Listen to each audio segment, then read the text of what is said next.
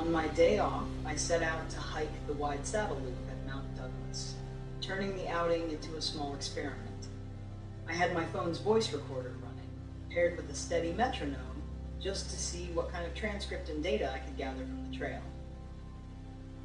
The loop itself circled the base of the mountain, taking me through the saddle, past the perimeter fence, and eventually onto Upper Whitaker, where the path grows quieter and less traveled. Soon I was climbing over the familiar shapes I call the elephant's back, shoulder, and ear, before dropping into the saddle chute and heading toward Harvest Lane and Glendenning.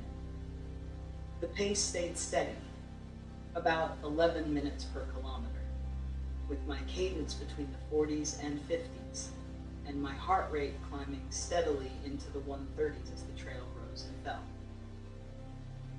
At first, the metronome's clicks kept me honest, but as the hike wore on, I realized they were more of a distraction than a guide, so I focused instead on the rhythm of my footsteps and breathing.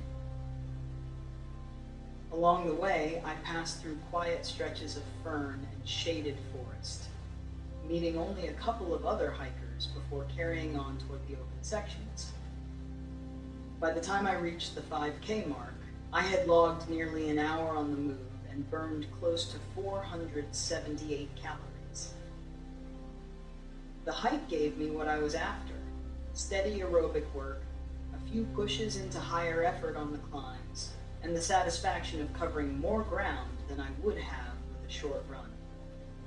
More than just the numbers, though, it was the flow of the loop itself, the mixture of climbs, descents, and forest turns that made the experiment